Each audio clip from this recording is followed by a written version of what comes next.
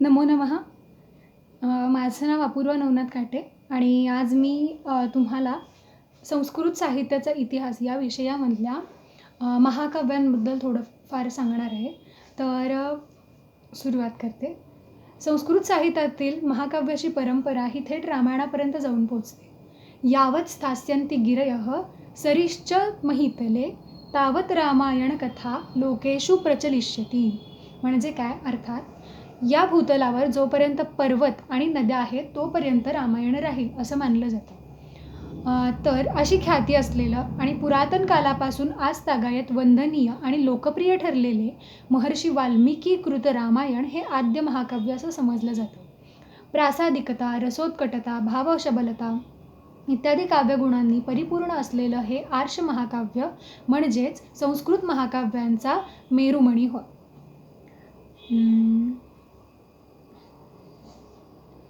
रामायणाप्रमाणेच लोकप्रसिद्ध असलेलं सुंदर महाकाव्य आर्षकाव्य म्हणजे ते म्हणजे महाभारत होय. तर आर्ष महाकाव्यातून प्रेरणा घेऊन कालिदास, अश्वघोष, भारवी, भाट्ट, कुमारदास, माघ, श्रीहर्ष आदी महाकवींनी रचली.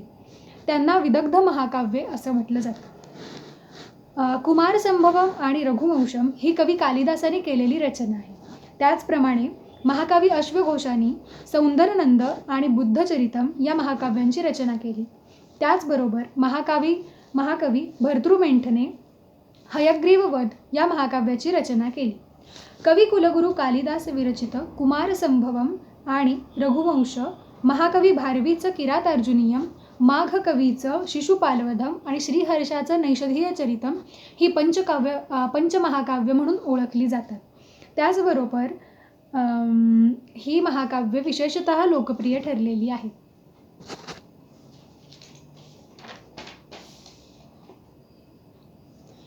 महाकाव्य रचनेचा श्रीहर्षापर्यंतचा विचार म्हणजे महाकाव्य परंपरेचा इसवी सन 12व्या शतकापर्यंतचा प्रवास होय. त्याचबरोबर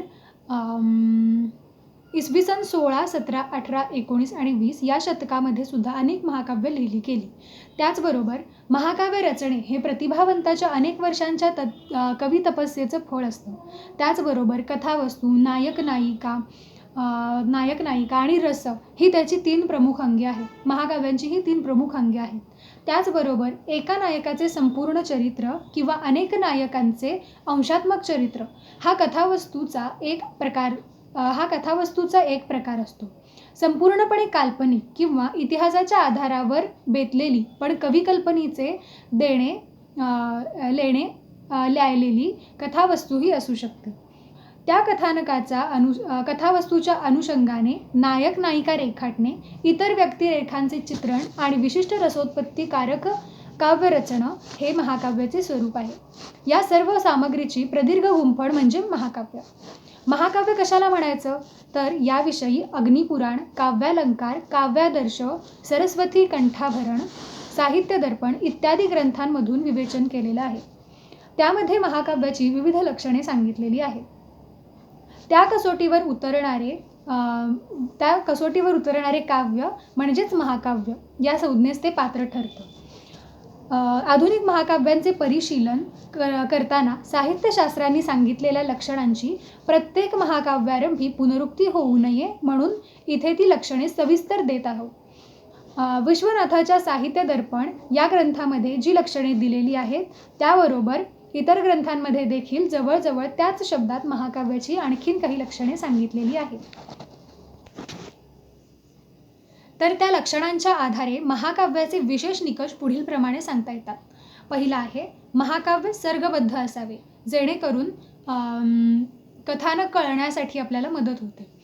महाकाव्याचा नायक कोटीतला उच्च कुलोत्पन्न, क्षत्रिय, धीरोदात्त, गुणसंपन्न असावा, थोडक्यात राजविंडा असावा.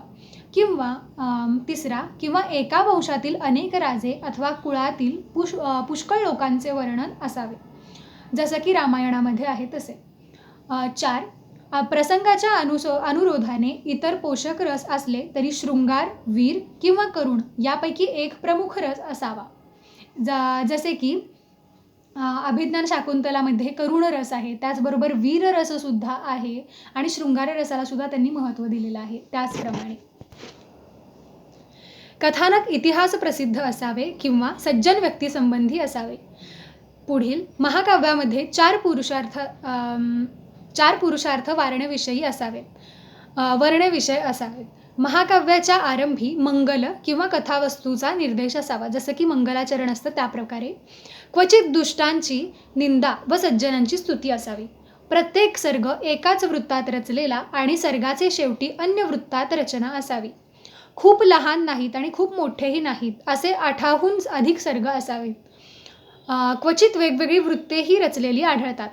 सर्गाचे शेवटी भावी सर्गाची सूचना असावी. प्रभात, संध्याकाळ, सूर्य, चंद्र, दिवस, रात्र, अंधार इत्यादीची वर्णने यामध्ये असावीत. काव्याचे नाव नायक किंवा प्रमुख घटनेवरून असावे. थोडक्यात शाकुंतलामध्ये शकुंतला त्याप्रमाणे. कवीचे कुलवृत्त असावे. धर्माचा विजय आणि अधर्माचा पराजय हे अंतिम उद्दिष्ट या महाकाव्याचे असावे. ही लक्षणे आर्ष तथा विदग्ध महाकाव्यांना सारखीच लागू होतात. आणि या निकषांच्या आधारे स्वातंत्र्योत्तर काळात महाराष्ट्रात प्रकाशित झालेल्या उपलब्ध महाकाव्यांचा परामर्श पहिल्या प्रकरणामध्ये घेतलेला आहे. धन्यवाद.